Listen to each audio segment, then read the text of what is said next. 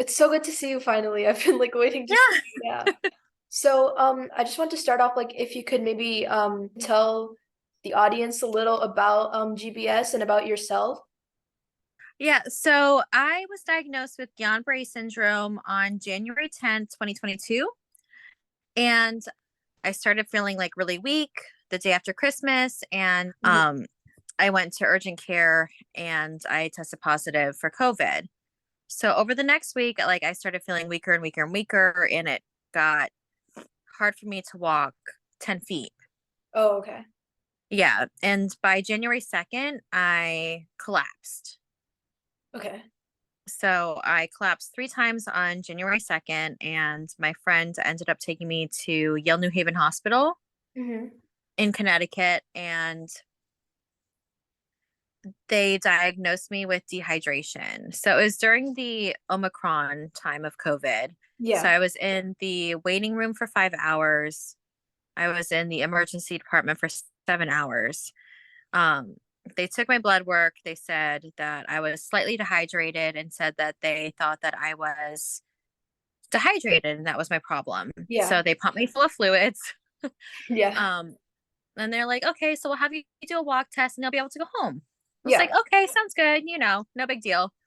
I took one step, I collapsed. They're like, okay, we'll give you another bag of fluids and then just drink water and Gatorade. So that was Mhm. their diagnosis. Okay. Um, and they sent me home. So I know that for a lot of the people that I've spoken to with Guillain-Barre, like they've had misdiagnosis. Yeah. Yeah. Um, so I went home and I drank my water and Gatorade. I was still able, like my legs were really weak. My arms was still okay. So I was pushing myself around my apartment with my step ladder actually as like a makeshift walker. Mhm. Yeah.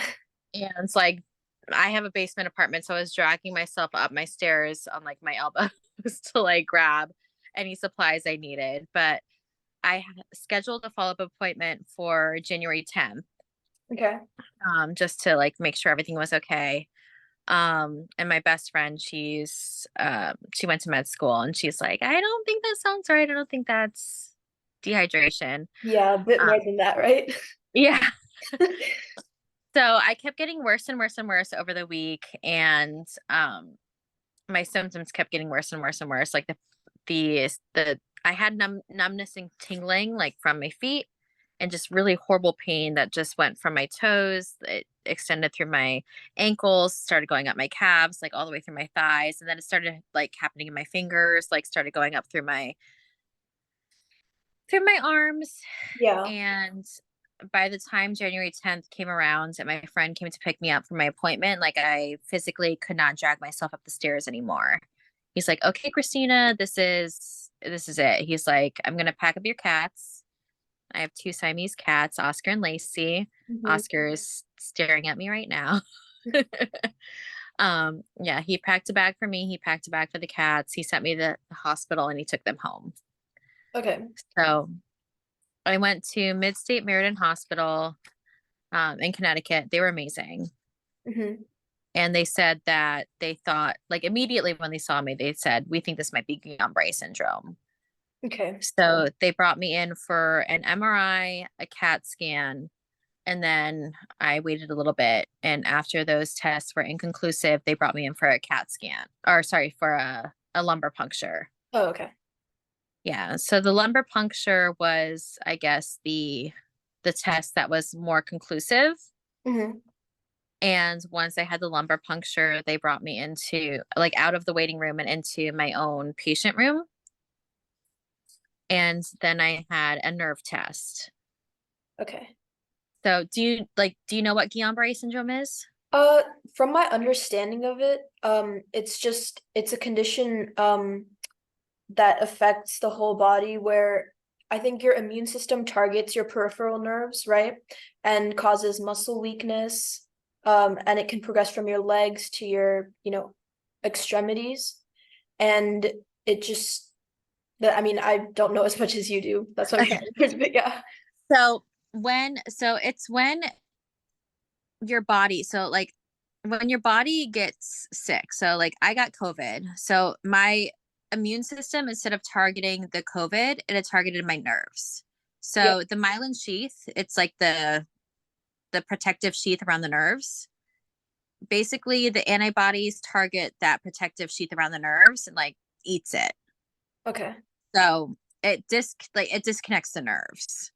So your nerves disconnect. Okay, and then you start to lose function in your extremities, right? Exactly. So, for really severe cases, it can actually cause paralysis in your respiratory system. For me, it was just my arms and legs, but for some people, they can end up on vents. Right. So did you experience any paralysis like with your hands or legs? For me, it was my arms and legs. I could move my right arm a little bit. I wasn't able to move my wrist. I could just do this a little bit. Hmm. My left arm was completely paralyzed. Okay. And Yeah. and with were you paralyzed waist below or Waist below, yes. completely paralyzed waist below? Completely paralyzed waist below. I could not move my legs at all.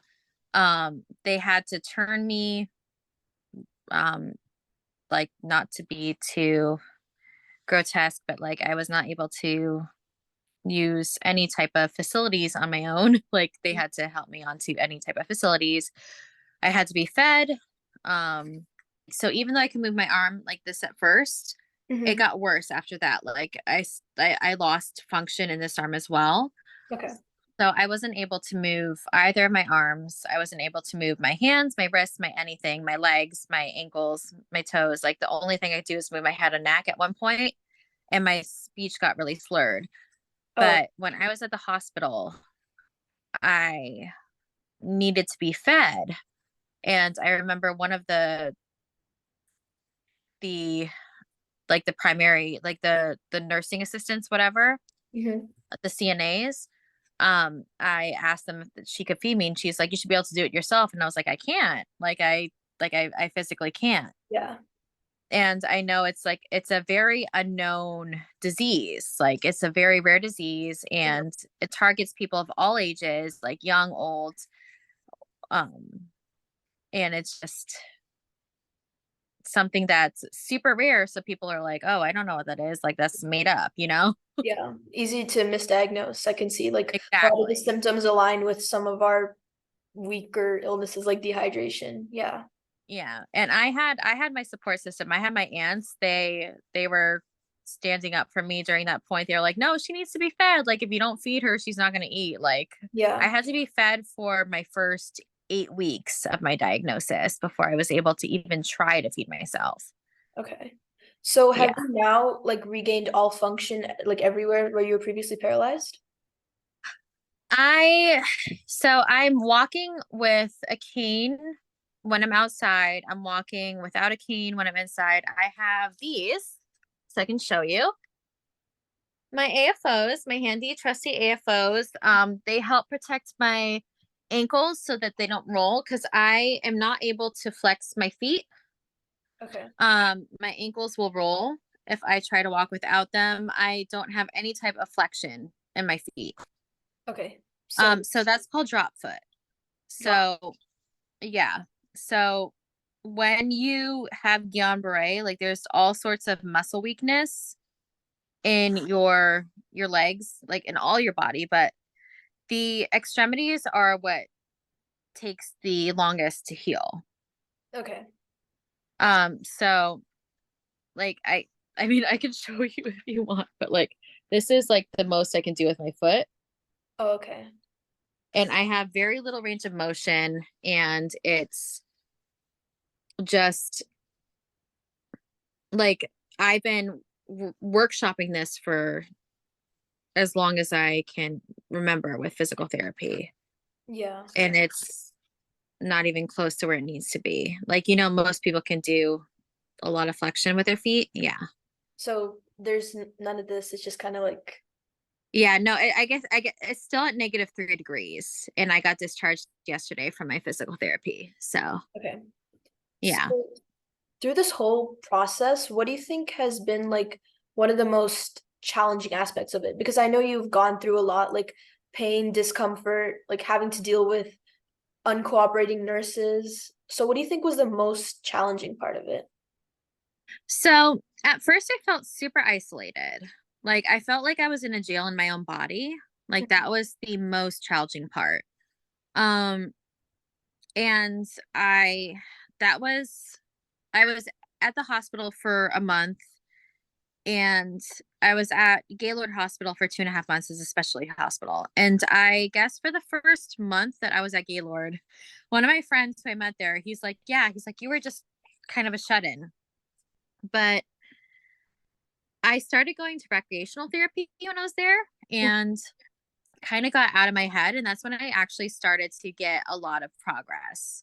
That's good. So it's like, I guess, like me, like once I got out of my head and once I stopped feeling super isolated, that's when I started feeling a lot of progress, getting a lot of growth. It just started Everything started rolling for me. Like I actually started getting movement in my leg, and like I yeah, started, yeah, right. like So getting the positivity. It's like positive mind, positive body, you yeah, for know? sure. Yeah.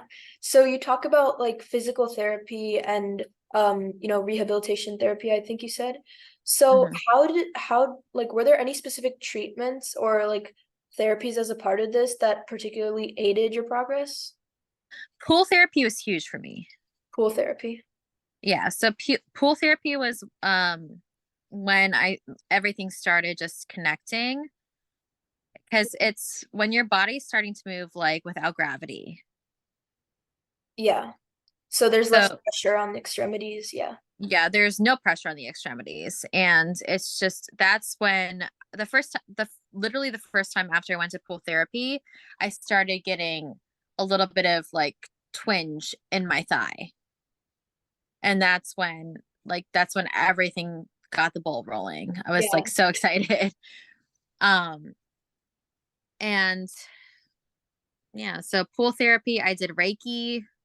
I'm not sure if you know what Reiki is. No, I'm not familiar.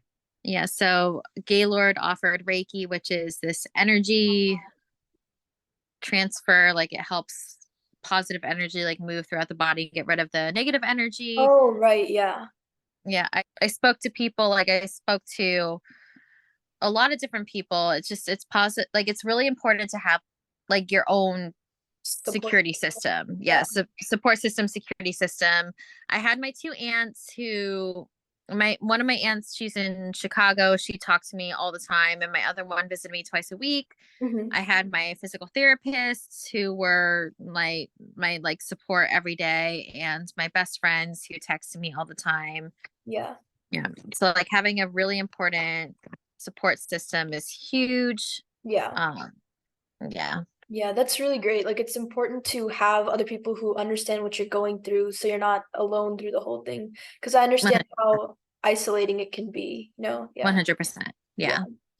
So just for other people who are kind of going through the same thing, can you share any like strategies or techniques that have been effective in managing your ongoing symptoms or like any disabilities you still face? So like I still do get the pains every now and then, like the fatigue. The fatigue is the most annoying thing. So right now I am about a year and 6 months past it.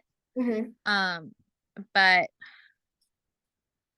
the most important thing is to know that not every Guillain-Barre suffers the same symptoms. Like everybody's symptoms are different.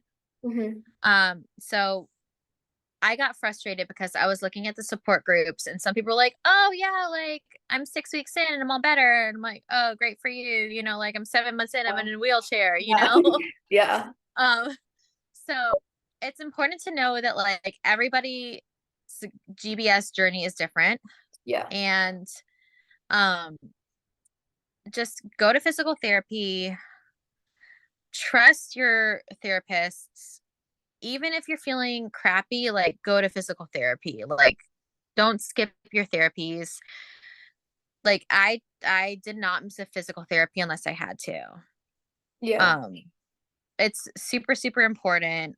Like you want to make sure that your body is learning what it has to, but you also want to make sure that you are forming the relationships that you need to. So go to recreational therapy, like go to like create the bonds you need to, like talk to the people around you and like your floor or whatever. Like Yeah. just make your bonds, join the support groups. Like I joined a bunch of support groups and talked to a bunch of people, and it helps me out a lot.